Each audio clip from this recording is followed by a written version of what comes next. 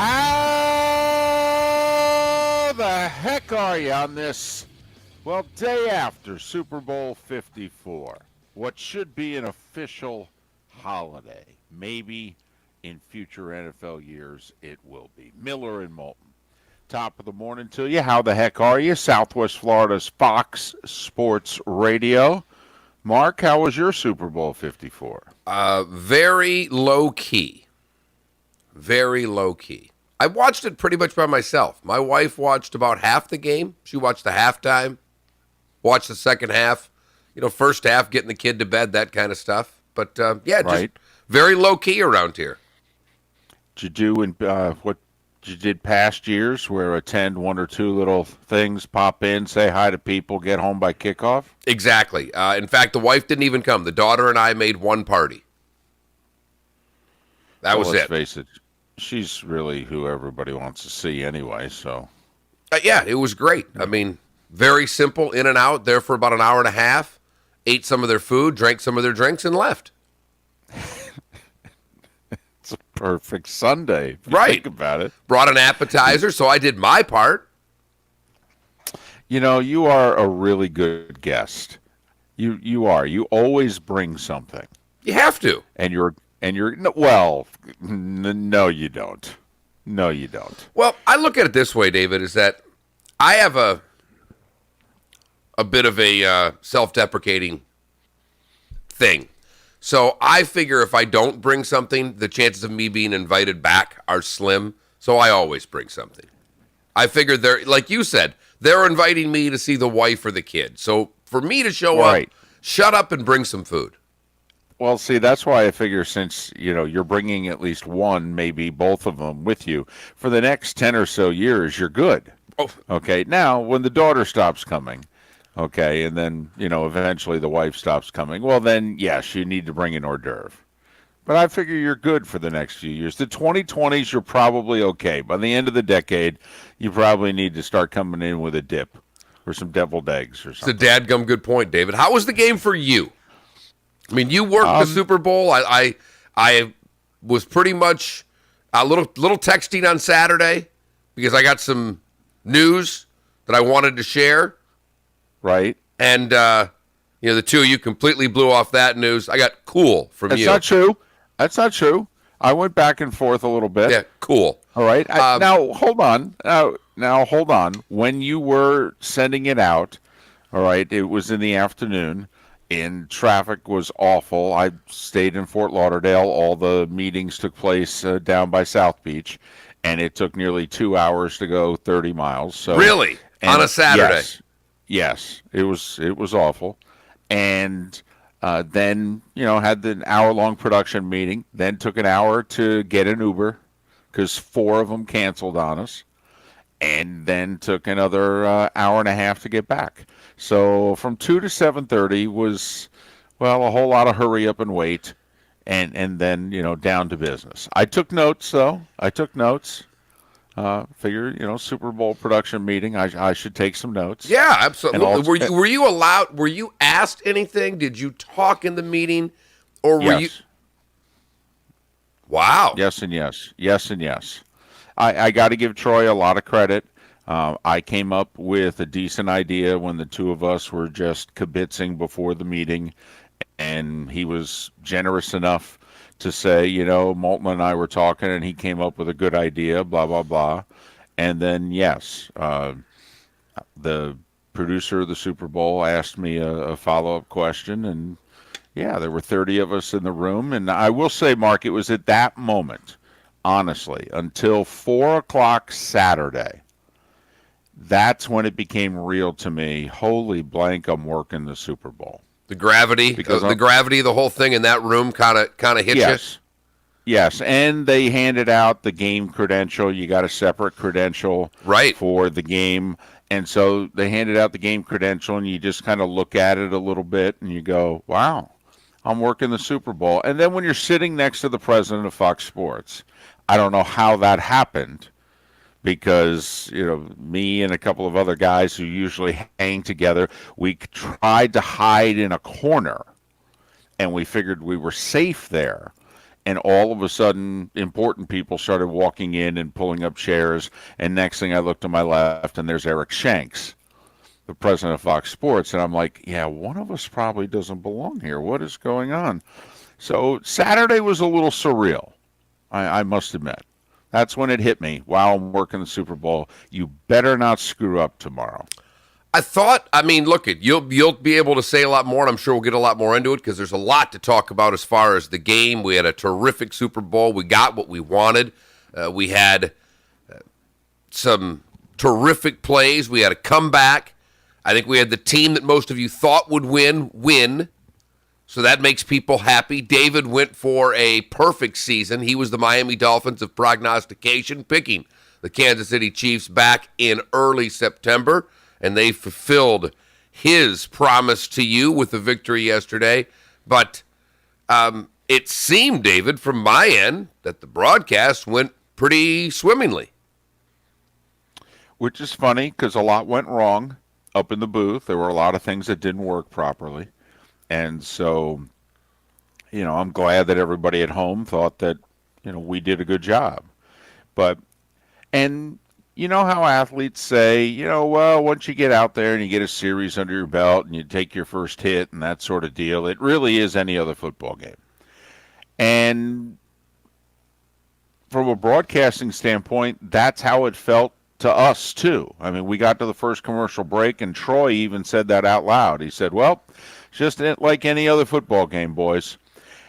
The only thing, though, Mark, was that I had this little birdie that just kept saying to me, don't screw up.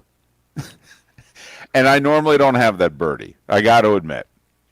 But do you think if you would have had that birdie a lot more over the past 54 years, you would be in a better or a worse position right now?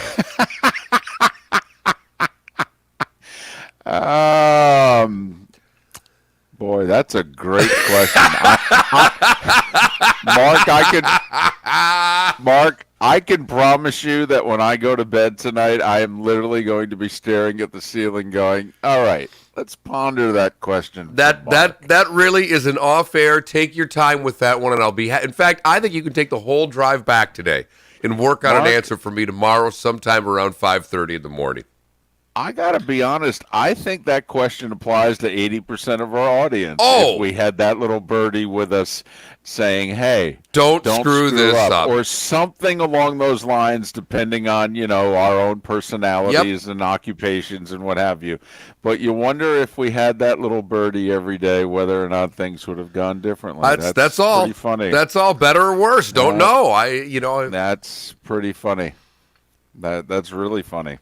Actually, but yeah, I did. I had that birdie all day. So just I kept didn't saying, "Hey, don't screw up." A few people are watching this. I fortunately didn't lose any money on the game because I didn't bet anybody. I didn't make any bets. I liked the Niners, but I did text one buddy of mine who I usually can sucker into a bet whenever I want, and he also liked the Niners. So I'm like, all right, whatever, but I had a really good feeling about the Chiefs, and it's as close as I've come to ever live betting, that when at 9:12 at night, he sends me a text that simply says, told you. It's 20-10. We're in the fourth quarter, and he says, told you. Ooh. And I looked at that text. I didn't even answer it. I'm like, are you out of your mind? Have you not really watched Patrick Mahomes this year? This team scores so quickly. And I thought there were, you could nitpick, and I'm sure you watched it even more closely than I did. There are two calls that I thought that went maybe against San Francisco. One pass interference that I thought they should have called. In fact, I was just watching the replay before we went on the air, and it was the 3rd and 11 play in which Troy thought that Kansas City was offsides, and they didn't call it. And, those were a couple of plays that ooh, boy. But, man, there was never a time with San Francisco in the lead as someone who picked the Niners that I felt comfortable, and rightly so. I mean, well, I'll tell you what.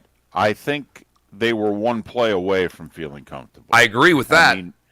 I mean, when they had them 3rd and 15 with about 7 minutes to go in the Yep. game, and you're thinking to yourself, well, if they can stop them pretty cold here, because Troy and I were debating as the Chiefs were walking up to the line of scrimmage, do you have to go for it here on 4th down? And in fact, he turned to me and said, how many yards do you think they need to get? And I said, I think they need to cut it at least in half.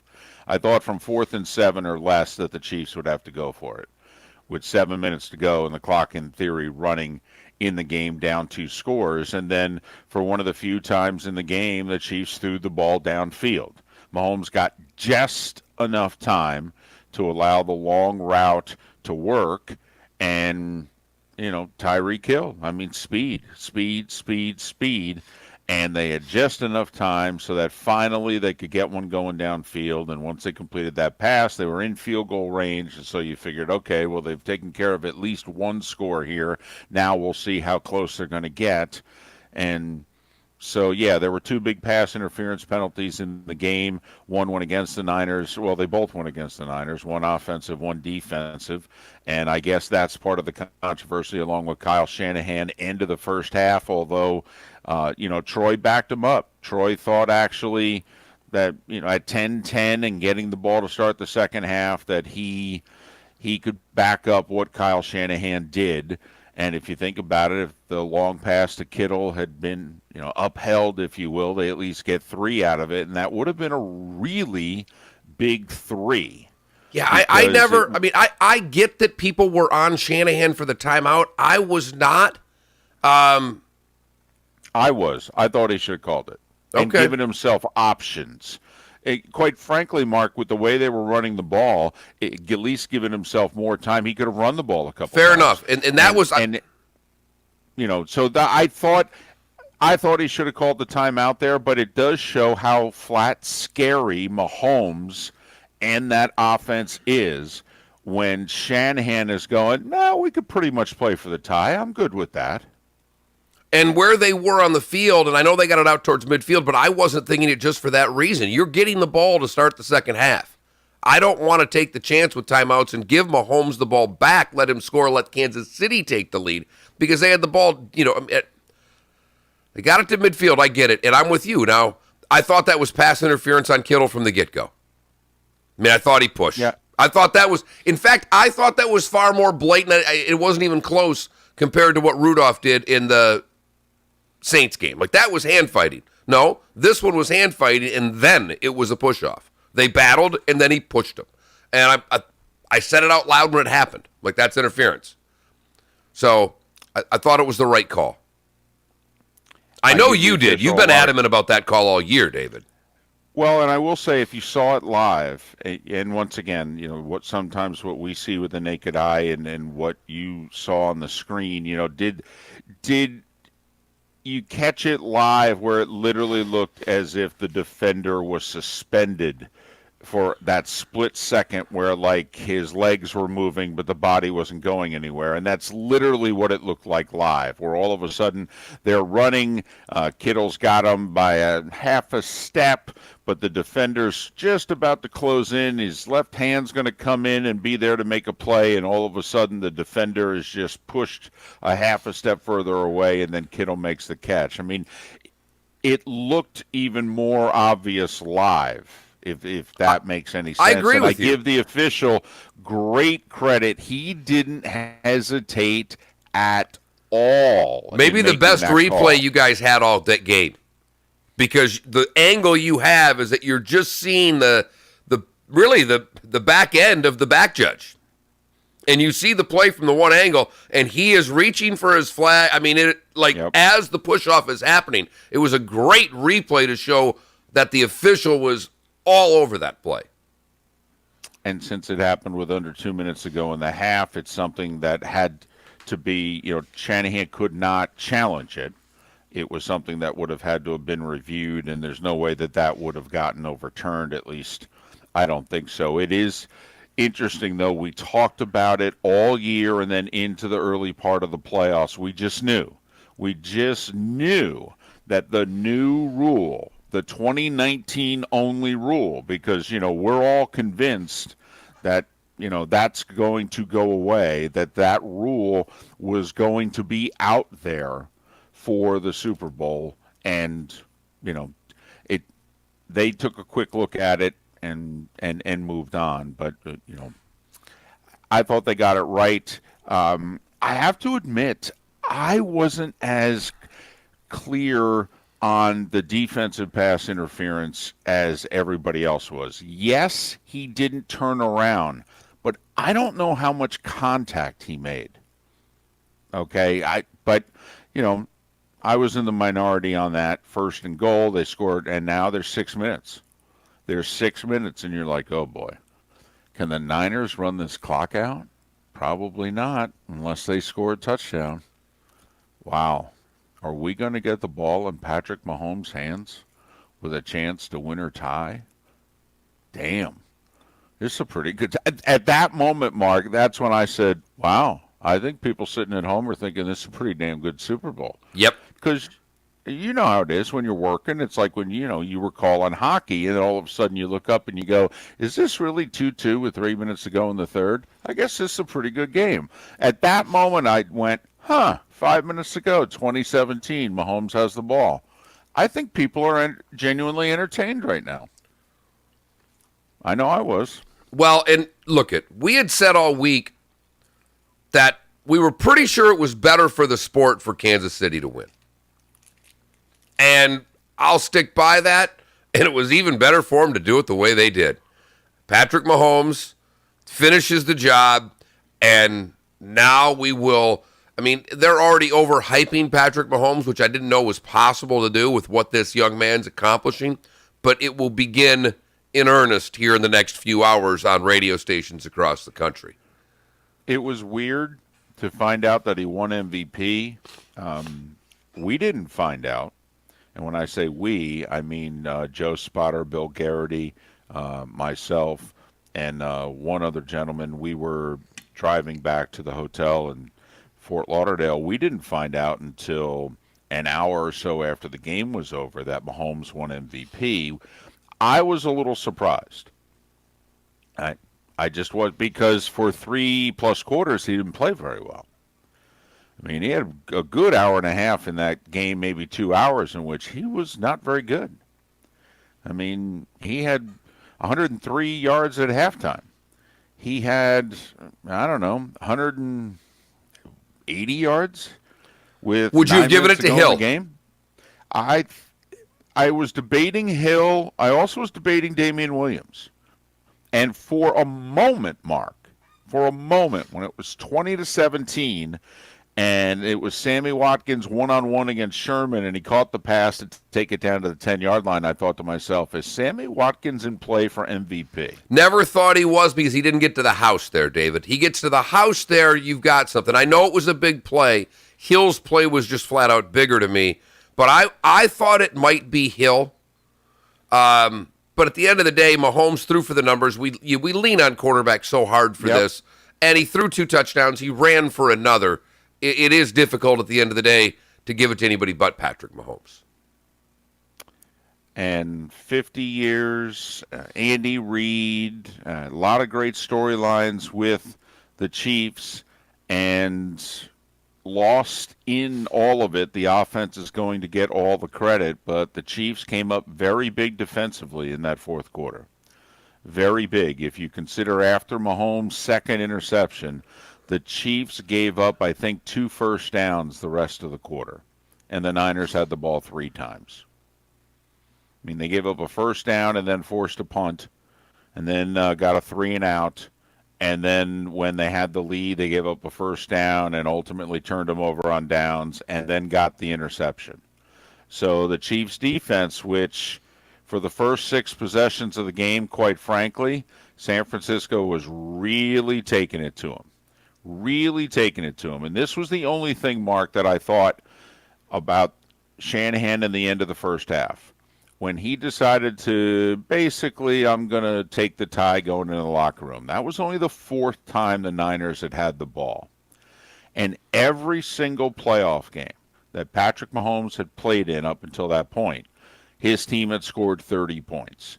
And I just kept having in the back of my mind, There's not a ton of possessions in this game. I don't know if you can just willfully give one up, because at the end of the day, you're going to need to score points to beat this team. I know they only have 10 at the half, but history says they get to 30. Why are you giving away a possession? And I think someone wishes you would have been in Shanahan's ear at that time, because one of the reasons I was into the 49ers for this game, and it proved me wrong, I told you for 2 weeks I was trying to figure out a way to take the Chiefs, I just couldn't get there, is that the Niners had the ability to win so many different ways. They could win low-scoring games, high-scoring games. It didn't matter to the Niners, where I felt the Chiefs had to win a certain way. And maybe somehow Shanahan, in the midst of what was going on, has convinced himself that we're doing what we've done to so many other teams this year, not named Kansas City. And eventually, Kansas City became Kansas City. And let's face it, the Niners were one play away from winning this game. I mean, with 7 minutes to go, and it's 3rd and 15. I mean, if they get an incomplete pass there or whatever, a sack, I mean, anything less than 5 yards, the Chiefs are probably punting, and they're going to win that game. I mean, they are. 3rd and 15 changed everything. And it was an avalanche from that point forward for the Chiefs and against the Niners. But they were one play away, and that one play just happened to be midway through the fourth quarter. They were that close. Starting five on the other side, and the most important question that we will ask post-Super Bowl yet to come here in the 6 o'clock hour. Wow. Now you've got me intrigued. I will say, though, we've got Sean Salisbury next. Oh, well, good. Then you can blow off the starting five, because let's be honest. Let's be honest. I think we know what it is. Kansas City Chiefs are Super Bowl champions. So I apologize. Sean Salisbury next. And then the most important question of the day on the other side. It is Miller and Moulton. David is still on location from Super Bowl 54. He is in Lauderdale. I am on the other coast, nestled in between Three Oaks Parkway and Estero Parkway, not too far from my driveway. On Miller and Moulton, Southwest Florida's Fox Sports Radio, streaming at foxsportsfm.com, and you are looking live at the Miller and Moulton YouTube page.